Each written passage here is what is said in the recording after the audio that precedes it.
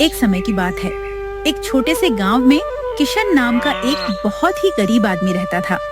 गरीबी इतनी थी कि ना पहनने को कपड़ा सही से मिल पाता था और ना ही खाने के लिए भोजन। किशन के पास अपनी कोई जमीन नहीं थी। वो कभी कभी दूसरों के खेतों में काम करने जाया करता था। वह एक टूटी फूटी झोपड़ी में रहता था। वह किस्मत को ही सब कुछ मान के बैठा रहता था। उसे लगता था कि जितना उसकी किस्मत में होगा वह उसे घर बैठे ही मिल जाएगा। एक दिन गांव का एक समझदार आदमी उसके पास आया और बोला, बेटा, आखिर तुम इतनी मुश्किल भरी जिंदगी क्यों जी रहे हो? तुम नौजवान हो, होनहार हो। अगर तुम चाहो तो मेहनत से अपनी किस्मत बदल सकते हो। काका, ज्यादा मेहनत करने से कोई फायदा नहीं। जितना किस्मत में लिखा है मिलेगा तो उतना ही। बेटा, यही गलती तुम्हारे पूर्वज करते आ रहे हैं। उन्होंने भी खुद को पूरी तरह से किस्मत के भरोसे छोड़ दिया था। इसीलिए वह कोई काम नहीं करते थे, सारा दिन घर पर ही पड़े रहते थे। ऐसे ही तुम्हारे पिता ने किया। जब घर में खाने के लिए कुछ नहीं बचता और 2-4 दिन का भूखा हो जाता, तभी कहीं जाकर वह मजदूरी करने निकलता। तुम्हारी गरीबी भी तुम्हारे पूर्वजों की इन्हीं गलतियों की वजह से है। काका, आखिर मैं क्या करूं? देखो किशन, गांव में सबके पास अपनी अपनी जमीन और अच्छे घर हैं, मगर तुम्हारे पास न जमीन है न ढंग का घर। ये टूटा फूटा मकान भी तुम्हारे दादा ने बनाया था। बेटा, जब तक तुम किस्मत का रोना रोते रहोगे तब तक जिंदगी में कुछ हासिल नहीं कर पाओगे। अभी तुम्हें अपना विवाह भी करना है और विवाह तभी होगा जब तुम धन कमाओगे। काका, आखिर मैं क्या काम करूं? गांव में तो कोई काम ही नहीं मिलता। मिलता है तो भी 2-4 दिन का ही मिलता है। किशन, ये दुनिया बहुत बड़ी है, इसमें काम की कोई कमी नहीं। तुम्हें गांव में काम नहीं मिलता तो दूसरे गांव में काम तलाश करो। अरे, जब काम ही करना है तो कहीं भी कर सकते हो। अगर तुम कोई काम करने लगे और इस घर की मरम्मत करवा ली तो मैं तुम्हारा विवाह करवा दूंगा। विवाह का नाम सुनकर किशन में जोश भर आया। वह जल्दी से काका से बोला, काका, अगर ऐसी बात है कि तुम मेरा विवाह करवा दोगे तो मैं आज से ही काम में लग जाऊंगा। विवाह करने के लालच में किशन दूसरे गांव में जाकर मजदूरी करने लगा। वो कई महीनों तक काम करता रहा। जब उसके पास अच्छा खासा धन इकट्ठा हो गया तो उसने अपने घर की मरम्मत भी करवा ली। अब उसके पास सब कुछ था जिससे वह विवाह कर सके। उसे समझ आ गया कि मेहनत से किस्मत बदली जा सकती है। एक दिन उसने सोचा, अब तो मैंने घर की मरम्मत भी करवा ली और घर में खाने के लिए अनाज भी है। अब मुझे काका से अपने विवाह के बारे में बात करनी चाहिए।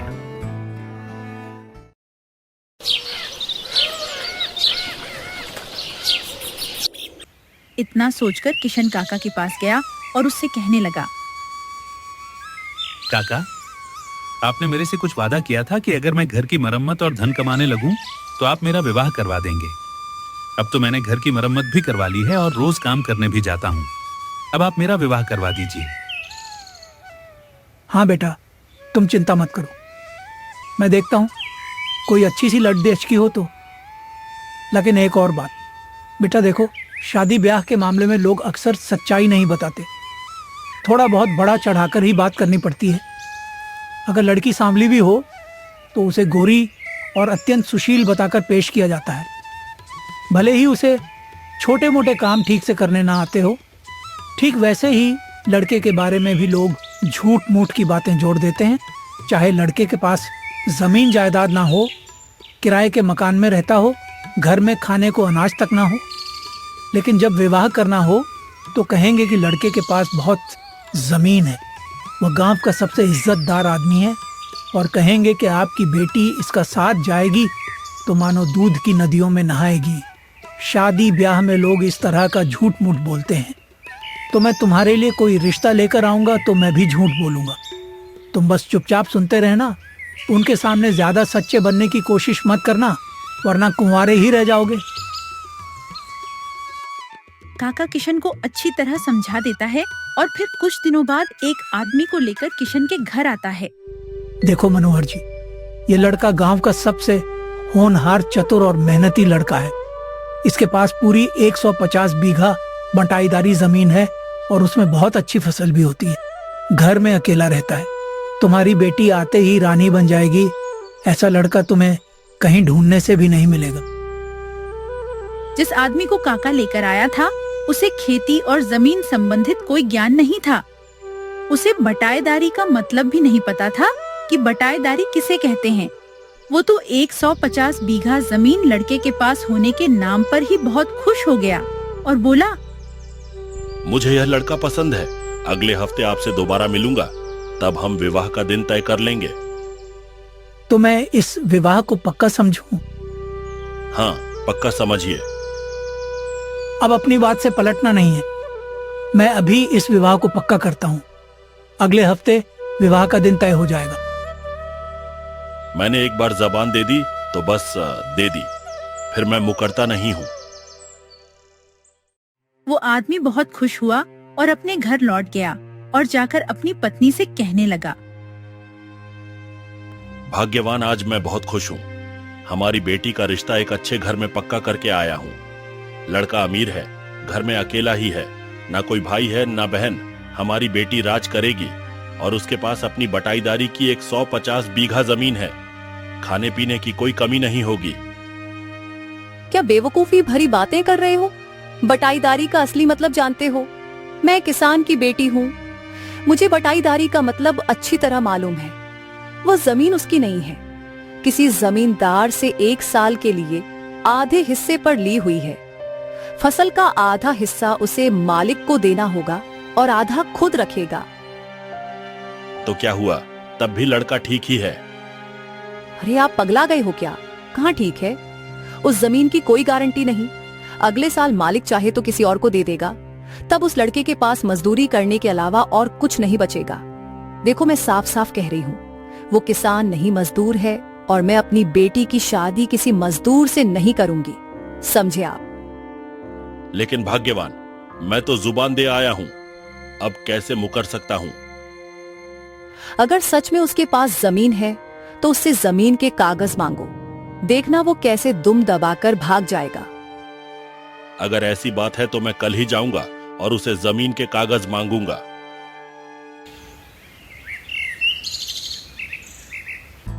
अगले दिन सुबह मनोहर किशन के घर पहुंच जाता है। मनोहर को अपने घर देख किशन जल्दी से काका को बुला लाता है। तभी काका बोले, बात जम गई। आप जुबान के पक्के निकले। चलो अब विवाह की बात आगे बढ़ाई जाए। मैं अपनी जुबान का पक्का हूँ, वादा करके मुकरता नहीं। लेकिन आप भी अपने वादे पर टिके रहिए। अब आप मुझे लड़के की जमीन के कागज दिखा दीजिए ताकि साफ हो जाए कि लड़के के पास 150 बीघा जमीन है। इतना सुनते ही काका के चेहरे पर पसीना छलक आया। वह बुरी तरह से घबरा गया और बोला, भाई, आप शायद ठीक से समझे नहीं। अभी लड़के के पास बटाईदारी के खेत हैं, लेकिन आप चिंता मत कीजिए, ये जल्दी ही वह जमीन खरीद लेगा। मुझे मूर्ख समझते हो क्या? अरे मजदूर के पास इतने पैसे नहीं होते कि रोटी के साथ सब्जी भी खा ले, और तुम कह रहे हो कि यह जमीन खरीद लेगा, वह भी मजदूरी से। मैंने अपनी आंखों से देखा है, मजदूरी करने वाले जिंदगी भर खेत में पसीना बहाते रहते हैं, लेकिन सुख का एक दिन भी नसीब नहीं होता। शर्म नहीं आती तुम्हें ऐसे झूठ बोलकर मुझे फंसाना चाहते हो? कान खोलकर सुन लो, मुझे अपनी बेटी का विवाह तुम जैसे मक्कारों के यहाँ नहीं करना।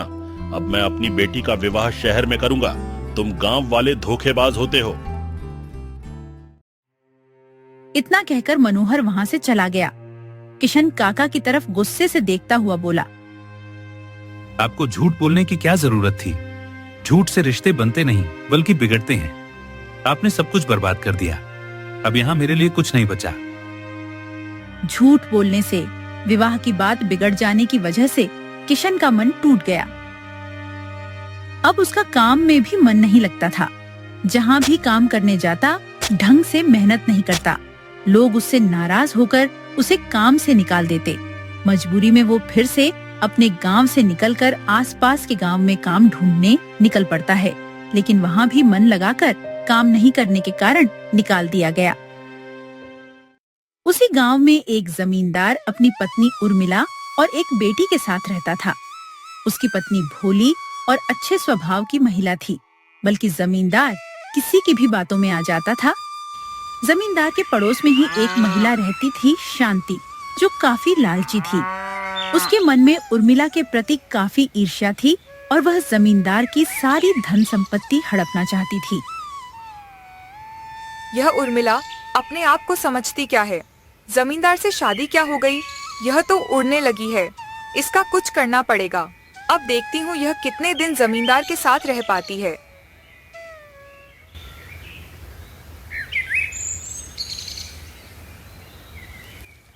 एक दिन जमींदार किसी काम से दूसरे गांव की ओर जा रहे थे। तभी उसे वह महिला रोक लेती है और उर्मिला को लेकर भड़काने लगती है।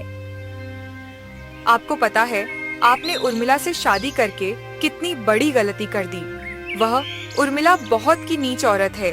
वह आपकी शादी से पहले दूसरों के घरों में काम करने जाती थी और अभी वो आपके पैसों की वजह से आपसे शादी की है। आपके बाहर जाने के बाद वो बहुत फिजूल खर्ची करती है। मेरी मानो तो आप उसे छोड़ दो और दूसरी शादी कर लो। लेकिन अब मैं उसे कैसे छोड़ सकता हूँ? हमारी एक बेटी भी है। तो क्या हुआ? मेरे पास एक योजना है जिससे ना तो आपकी बेटी रहेगी और ना आपकी पत्नी। जमींदार उस शांति के बहकावे में आ जाता है। वह उर्मिला के लिए जमींदार के मन में नफरत पैदा कर देती है और शांति की योजना को बड़ी ध्यान से सुनने लगता है। जब वह बातें कर ही रहे थे, तभी उर्मिला भी वहीं आ जाती है और उनकी बातें ध्यान से सुनने लगती हैं। उनकी बातें सुनकर उर्मिला काफी घबरा जाती है, क्योंकि शांति उसे और उसकी बेटी को जलाने की साजिश कर रही थी। हे भगवान, अब मैं क्या करूं? यह लोग मुझे छोड़ेंगे नहीं। मुझे कैसे भी करके अपनी बेटी को लेकर यहाँ से निकलना होगा। इतना कहकर वो अपनी बेटी को लेकर उसी समय घर से भाग जाती है और जंगल की तरफ चली जाती है और वहीं झोपड़ी बनाकर रहने लगती है।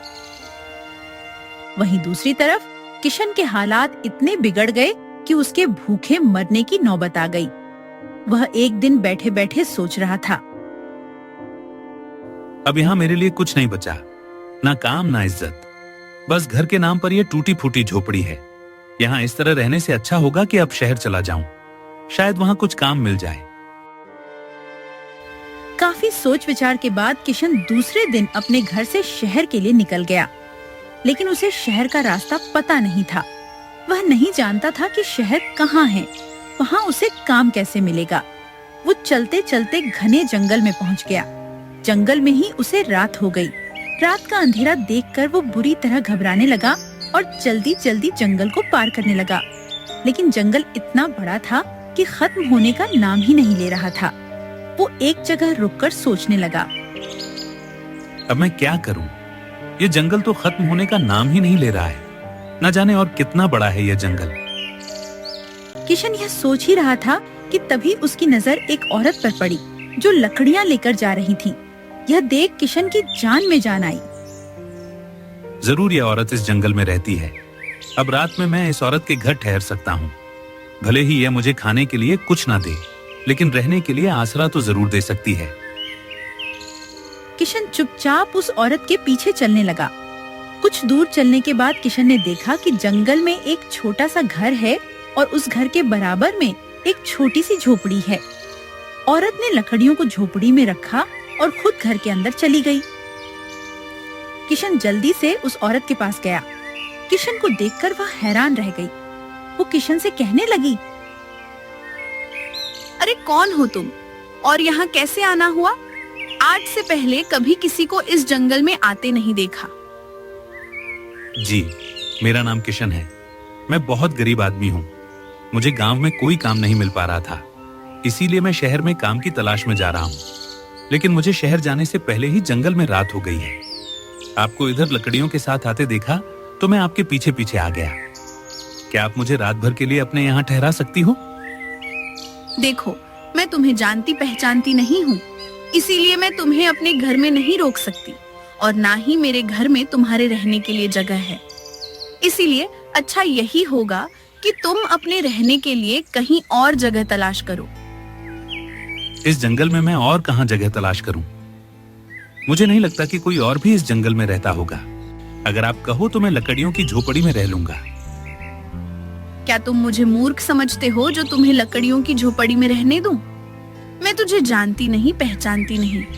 तेरा क्या भरोसा, तू मेरी लकड़ियों को चुराकर भाग जाए तो? इसीलिए मैं तुझे लकड़ियों की झोपड़ी में नहीं रख सकती। ऐसा मत कहो, मैं चोर नहीं हूँ। मैं तो बहुत भला और ईमानदार आदमी हूँ। अगर आप मुझे यहाँ नहीं रहने दोगी तो मैं कहाँ जाऊंगा? जंगल में मुझे जंगली जानवर खा जाएंगे। जंगली जानवर खा जाएंगे तो इसमें मैं क्या करूं?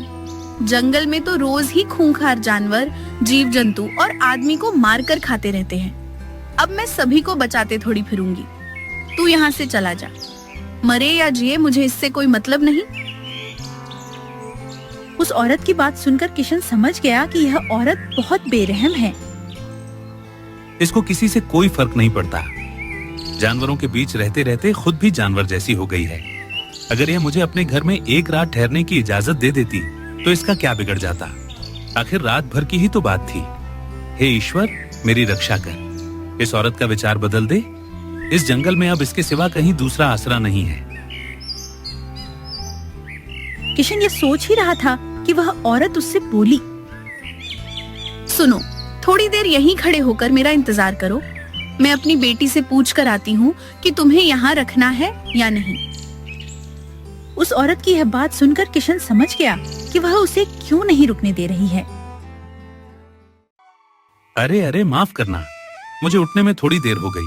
मुझे बहुत दूर जाना है। अच्छा, अब निकलता हूँ। आप ऐसे कैसे जा सकते हैं?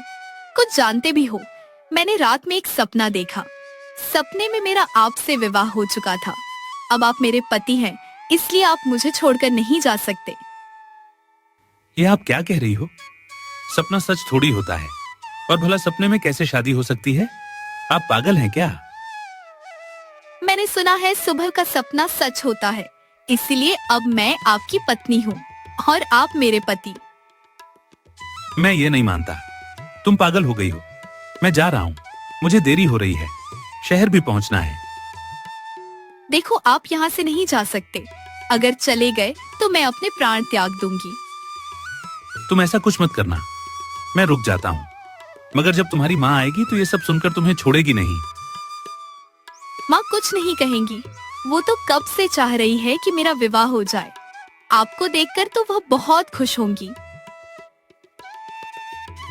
उर्मिला जब शाम के वक्त लकड़ियां लेकर घर आई तो घर में किशन को देखकर मन ही मन बहुत खुश हुई।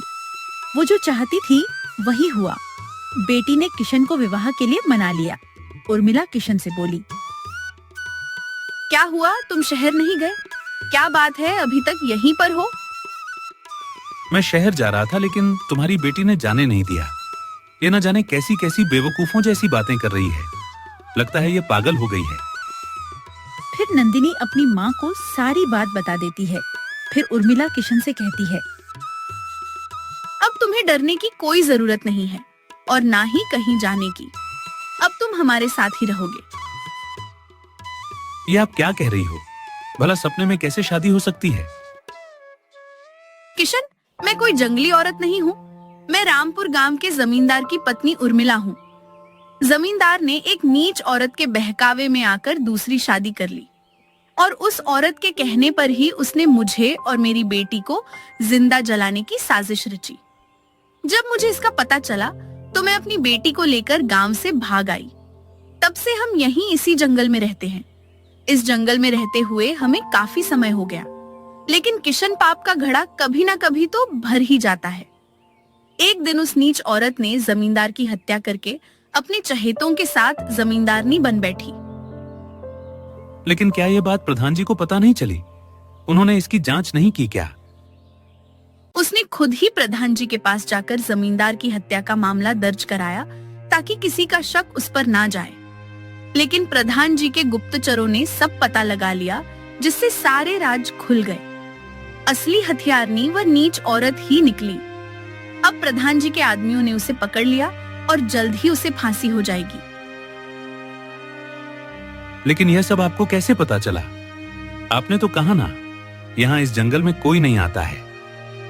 यह सब जब मैं लकड़ियां काट रही थी, तब हमारा पुराना वफादार नौकर मुझे यह खबर देने आया। जमींदार जी लाख बुरे थे, मगर मरने से पहले उन्होंने सारी जमींदारी अपनी बेटी नंदिनी के नाम कर दी है। अब जमींदार जी तो रहे नहीं, जिससे अब पूरी जमीन हमारी है। कल हमारा नौकर हमें लेने आएगा और हम अपने घर लौट जाएंगे। नंदिनी तुम्हें अपना पति मान चुकी है, इसीलिए अब तुम उसके पति हो। आप सचमुच बहुत बड़े दिल की औरत हैं। इस दुनिया में कैसी कैसी स्त्रियां होती हैं। कोई पति के लिए अपनी जान की कुर्बानी भी कर देती है और कोई लालच में अंधी होकर सब कुछ बर्बाद कर देती है। बिल्कुल, यही तो दुनिया है। इसमें भली औरत भी रहती है जो अपने पति के लिए सब कुछ न्यौछावर कर देती है, और कुछ औरतें सिर्फ धन से मोह करती हैं। उनके लिए पति खिलौना होते हैं। जैसे बच्चा रोज नया खिलौना बदलता है, वैसे ही वह रोज पति बदलना चाहती है। लेकिन इंसान का दिल कभी ना कभी पछतावे से भर जाता है। मेरे पति जमींदार ने भी गलती की थी, मगर शायद मरते वक्त उन्हें ग्लानि हुई हो। तभी तो उस नीच औरत से छुपकर बेटी के पास ना रहते हुए भी सारी जमीन नंदिनी के नाम कर गए।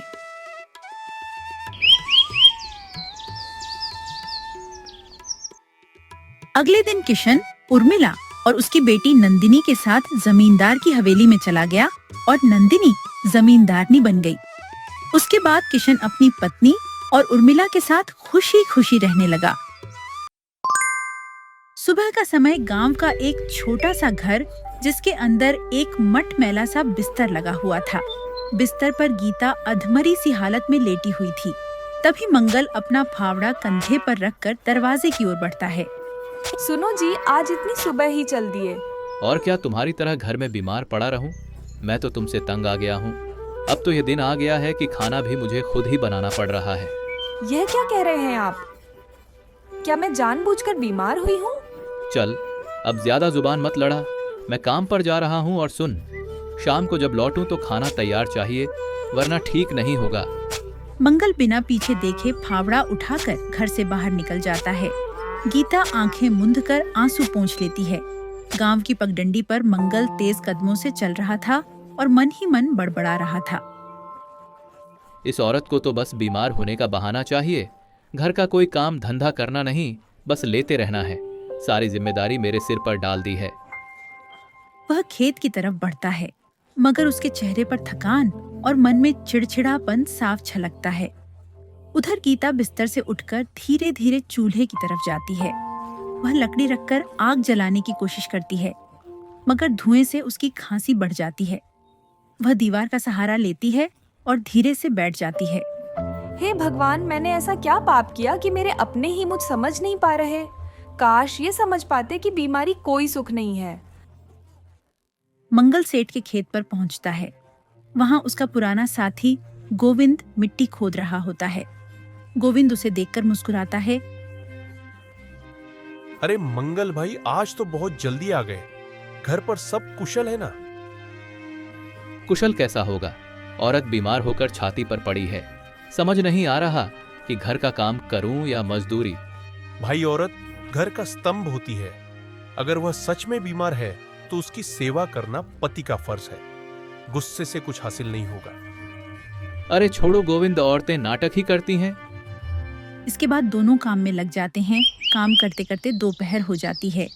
गोविंद तेजी से मिट्टी खोदता जा रहा था, जबकि मंगल थका थका सा काम कर रहा था। तभी दूर से सेठ हाथ में लाठी लिए खेत पर आता है। वह दोनों के किए गए काम को देखता है। अरे मंगल, ये क्या कर रहा है तू? देख, गोविंद ने तुझसे कितनी ज्यादा जमीन खोद दी है और तू अभी तक सिर्फ एक गट्ठा भर ही खोद पाया है। सेठ जी, क्या आपको मुझ में ही कमी दिखती है या मुझे नीचा दिखने में आपको आनंद आता है? आपने यह नहीं देखा कि मैं सुबह से बिना रुके मेहनत कर रहा हूँ। आखिर आप मुझसे चाहते क्या है? सुन मंगल, मैं सबको मजदूरी बराबर देता हूँ तो काम भी सबके बराबर ही लूंगा। मेहनत की गिनती बहानों से नहीं, काम से होती है, समझा? यह सुन मंगल का चेहरा लाल हो जाता है। वह फावड़ा हाथ में कसकर पकड़ लेता है और ऊंची आवाज में बोलता है। अरे ओ सेठ, तू कौन सा हमारा भला करता है? पैसों के लिए हमें महीनों तक तेरे घर के चक्कर लगाने पड़ते हैं। हमारी मजदूरी तो तुझ जैसे लोग डकार जाते हैं और ऊपर से हमें ही नीचा दिखाते हैं। मंगल, तेरी इतनी हिम्मत कि तू मुझसे जुबान लड़ाए। अभी के अभी मेरे खेत से बाहर निकल जा और सुन ले, अब कभी मेरे खेत में दिखाई मत देना। मंगल गुस्से में कांपता है। वह फावड़ा कंधे पर रखकर तेज कदमों से खेत से बाहर निकल जाता है। उसके चेहरे पर अपमान और गुस्से की झलक साफ थी। गोविंद उसे रोकने की कोशिश करता है। अरे मंगल भाई, गुस्से में फैसला मत ले। कम से कम अपनी रोजी रोटी तो मत खो। अब इस सेठ की गुलामी नहीं करनी मुझे। भूखा रह लूंगा, लेकिन इसके आगे हाथ नहीं फैलाऊंगा। फिर वह तेज कदमों से खेत से बाहर निकल जाता है। अगली सुबह हल्की धूप आंगन में फैली थी। मंगल घर के दरवाजे पर बैठा था। उसके चेहरे पर गुस्सा और बेचैनी झलक रही थी। हाथ में पुराना फावड़ा था जिसे वह जमीन में ठोक रहा था, मानो जैसे मन का गुस्सा निकाल रहा हो। तभी दूर से गोविंद कंधे पर कुल्हाड़ी रखे आता है। अरे मंगल, क्या हुआ भाई? तू अभी तक कल वाली बात को लेकर परेशान बैठा है। क्या करूं गोविंद, घर में बीवी ने परेशान कर रखा है और बाहर यह सेठ। लगता है जिंदगी जैसे मेरे खिलाफ हो गई है। अरे तू इतना मत सोच। चल दोनों जंगल चलते हैं। लकड़ी काटकर बेचेंगे तो कुछ पैसे मिल ही जाएंगे। सेठ के टुकड़ों पर क्यों जीना? ठीक कहता है तू, अब यही सहारा बचा है। दोनों उठते हैं। मंगल घर के भीतर से अपनी पुरानी कुल्हाड़ी उठाता है। फिर दोनों कंधे पर कुल्हाड़ी लेकर जंगल की ओर चल देते हैं। गांव की पगडंडी पर दोनों साथ साथ चल रहे थे। एक ओर हरे भरे खेत, दूसरी ओर दूर तक फैला घना जंगल दिख रहा था। देख मंगल, जंगल बड़ा है। मेहनत करेंगे तो इतनी लकड़ी मिल जाएगी कि 2-3 दिन का खर्चा आसानी से निकल जाएगा। हाँ, लेकिन मन भारी है। न जाने कब तक ये हालात यूं ही चलेंगे। अरे भाई, हालात हमेशा एक जैसे नहीं रहते। बस मेहनत करना मत छोड़। दोनों बातें करते करते जंगल की गहराई में पहुंच जाते हैं। जंगल के भीतर दोनों पेड़ों को देख परख कर लकड़ी काटने की जगह चुनते हैं। चलो इस पेड़ से शुरू करते हैं। हाँ, जल्दी काम शुरू करते हैं ताकि शाम से पहले गांव लौट सके। दोनों कुल्हाड़ी से पेड़ों की डालियां काटना शुरू करते हैं। थोड़ी देर बाद मंगल लकड़ी काटते काटते थक कर पास बैठ जाता है। तभी उसके कानों में जंगल से अजीब सी आवाज आती है। गोविंद, तूने सुना? ऐसा लगा जैसे किसी ने आवाज दी हो। कौन सी आवाज? अरे ये तो जंगल है। यहाँ हवा के साथ ना जाने कैसी कैसी आवाजें आती रहती हैं। तू चिंता मत कर। मंगल और गोविंद पेड़ों की डालियां काट रहे थे। तभी पीछे से एक दुबली पतली बूढ़ी औरत आती है। उसके बाल सफेद और कपड़े फटे पुराने थे। अरे बेटा, जरा सुनो, क्या मेरे लिए भी थोड़ी लकड़ी काट दोगे? अरे बेटा, मेरी उम्र हो चुकी है। इस बूढ़े शरीर में अब ताकत कहाँ बची है कि मैं लकड़ी काट सकूं? अगर तुम मेरे लिए थोड़ी लकड़ी काट दोगे तो मैं उनसे अपने लिए थोड़ा खाना बना लूंगी। तो क्या हमसे पूछकर बूढ़ी हुई थी?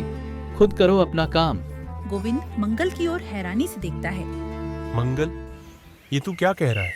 सामने कोई असहाय खड़ा है और तू इस तरह बात कर रहा है। अरे गोविंद, तू नहीं जानता इन लोगों को। ये लोग हमें नौकर समझते हैं। एक बार मदद कर दे तो बार बार सिर पर चढ़ जाते हैं। गोविंद मंगल की बात अनसुनी करके बूढ़ी औरत के पास जाता है।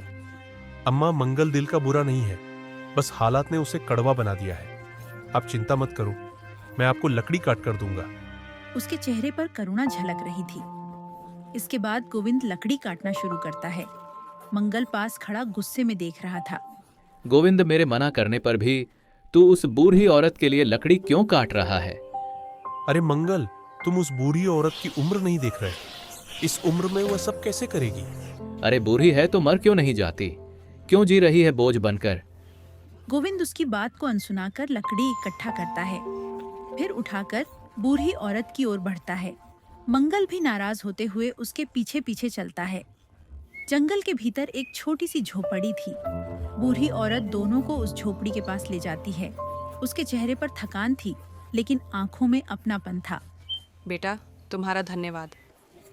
क्या तुम इन लकड़ियों को मेरे घर के अंदर रख दोगे? अरे तुमसे इतना भी नहीं होता। मैं अच्छे से जानता हूँ, तुम लोगों को, भोले भाले लोगों को मूर्ख बनाकर खूब काम करवाती हो।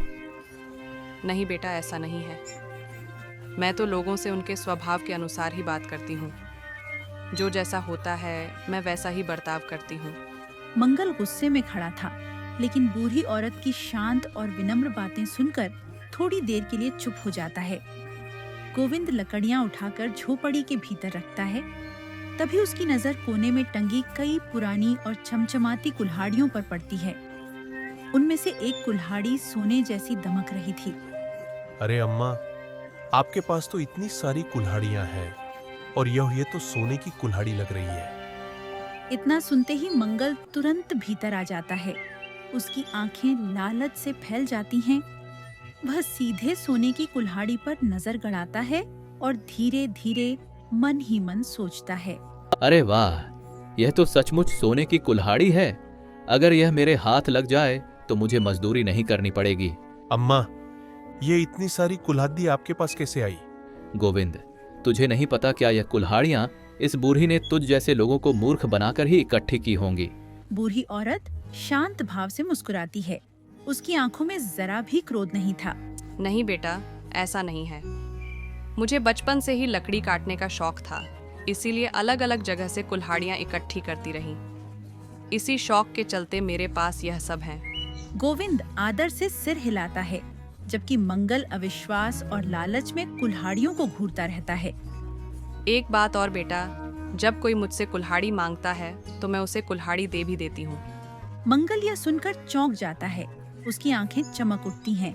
क्या सच में अम्मा, अगर मैं मांगू तो आप मुझे कुल्हाड़ी देंगी? क्यों नहीं बेटा, जरूर दूंगी। लेकिन अम्मा, मैंने तो आपकी कोई मदद भी नहीं की, फिर भी आप मुझे कुल्हाड़ी देंगी? बेटा, हर कोई अपना अपना कर्म करता है। तुमने जो किया वह तुम्हारा कर्म था और जो मैं करूंगी वह मेरा कर्म होगा। यह सुन मंगल की बेचैनी और बढ़ जाती है। सोने की कुल्हाड़ी अगर मुझे मिल जाए तो मेरी किस्मत ही बदल जाएगी। बूढ़ी औरत कुछ पल चुप रहती है, फिर कोमल स्वर में समझती है, बेटा, अभी तो तुम्हारे पास अपनी कुल्हाड़ी है ना?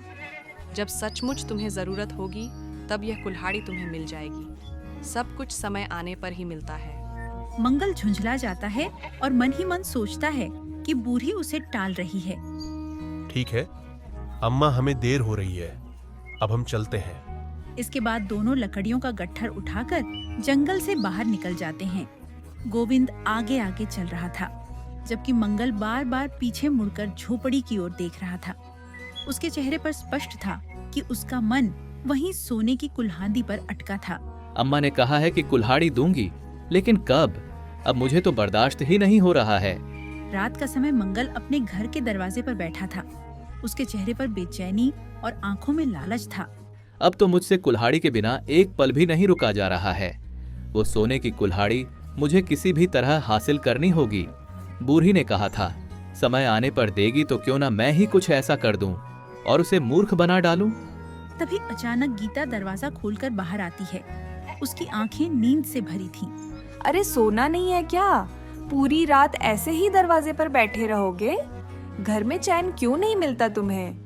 अरे तू क्यों मेरा दिमाग खराब करने चली आई? जाकर सो जा। मेरी मर्जी, मैं सोऊं या ना सोऊं। गीता गुस्से में उसका चेहरा देखती है, फिर बिना कुछ कहे अंदर चली जाती है। मंगल फिर से आसमान की ओर ताकता है और मन ही मन योजना बनाने लगता है। अगली सुबह सूरज निकलते ही मंगल अपने हाथ में अपनी पुरानी कुल्हाड़ी लेकर घर से निकल पड़ता है। उसका चेहरा दृढ़ और मन में चालाकी भरी थी। वह गोविंद के घर पहुंचकर जोर से आवाज लगाता है, गोविंद, ओ गोविंद, बाहर आ रे, तुझसे एक जरूरी काम है। गोविंद अंदर से बाहर आता है। वह अब भी कल की थकान से सुस्त दिखाई देता है। अरे मंगल, इतनी सुबह सुबह क्यों शोर मचा रहा है? क्या हुआ? मंगल चालाक मुस्कान छिपाते हुए गोविंद से कहता है, अरे गोविंद, लकड़ी लेने नहीं चलना तुझे? अरे भाई रुक, पहले कुल्हाड़ी तो लेने दे। गोविंद अंदर जाकर कुल्हाड़ी लाता है। मंगल बाहर खड़ा मन ही मन मुस्कुराता है, जैसे कोई चाल दिमाग में पहले से ही पक्की कर रखी हो। आज तो मेरी योजना पूरी होगी, बस एक धक्का चाहिए किस्मत को। इसके बाद दोनों जंगल की ओर चल देते हैं। हवा पेड़ों से टकराकर सरसराहट कर रही थी। गोविंद थोड़ा धीमा चलता है, जबकि मंगल तेज कदमों से आगे बढ़ रहा था। अरे भाई मंगल, थोड़ा धीरे चल, इतनी जल्दी कहाँ की है? अरे भाई, घर में और भी काम है, समय बर्बाद करने से क्या मिलेगा। दोनों जंगल में पहुंचकर लकड़ी काटना शुरू करते हैं। कुल्हाड़ियों की ठक ठक की आवाज जंगल में गूंजती है। मंगल मन ही मन मुस्कुराते हुए अपनी योजना को अंजाम देने का मौका ढूंढता है। अचानक वह अपनी कुल्हाड़ी गोविंद की कुल्हाड़ी से टकरा देता है और अगले ही पल दोनों कुल्हाड़ियां बीच से टूट जाती हैं। अरे गोविंद, क्या तू आंखें मूंद करके कुल्हाड़ी चला रहा है? देख, दोनों की कुल्हाड़ियां टूट गईं। अरे ये क्या हो गया? मैं तो सावधानी से ही कुल्हाड़ी चला रहा था। ओ अच्छा, तू सावधानी से कुल्हाड़ी चला रहा था। यह सब तेरी गलती है। अब देख, हमारे पास काम करने लायक कुल्हाड़ी ही नहीं बची। गोविंद चिंतित खड़ा था, जबकि मंगल के चेहरे पर गुस्से के पीछे छिपा चालाकी का भाव चमक रहा था। दोनों की टूटी कुल्हाड़ियां जमीन पर पड़ी थी। अब मैं कैसे लकड़ियां काटूंगा? कैसे मेरे घर का गुजारा होगा? सब बर्बाद हो गया। गुस्सा मत कर मंगल, मैं मजदूरी करके तेरे लिए एक नई कुल्हाड़ी ले दूंगा। हाँ हाँ, तू तो अपने आप को बड़ा दानवीर समझता है। लगता है जैसे दुनिया का सारा भार तेरे कंधों पर है। तभी दूर खद्दी बूढ़ी दोनों को झगड़ता देख उनके पास जाती है। क्या हुआ बेटा, तुम दोनों क्यों झगड़ रहे हो? देखो ना अम्मा, इसने जानबूझकर मेरी कुल्हाड़ी तोड़ दी।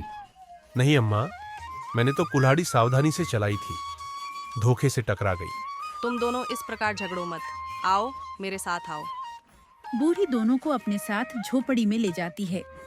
झोपड़ी के अंदर दीवार पर टंगी अलग अलग कुल्हाड़ियां चमक रही थीं। सुनो बेटा, लो चुन लो, कौन सी कुल्हाड़ी चाहिए? मंगल की आंखें सीधे सोने की कुल्हाड़ी पर टिक जाती हैं। उसका चेहरा लालच से चमक उठता है। अम्मा, मुझे तो वो सोने की कुल्हाड़ी चाहिए, वही चाहिए बस। ठीक है बेटा, जाओ ले लो। मंगल सोने की कुल्हाड़ी उठाकर अपनी आंखों में चमक भर लेता है।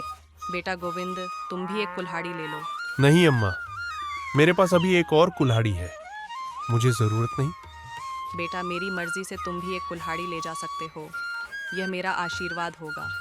गोविंद विनम्रता से सिर झुकाता है और एक कुल्हाड़ी उठा लेता है। मंगल जल्दी से बाहर निकलता है, जैसे उसे अब कोई और बात सुनने की फुर्सत नहीं। दोनों बूढ़ी औरत को धन्यवाद कहकर घर की ओर लौटते हैं। मंगल के चेहरे पर उत्साह और आंखों में लालच तैर रहा था।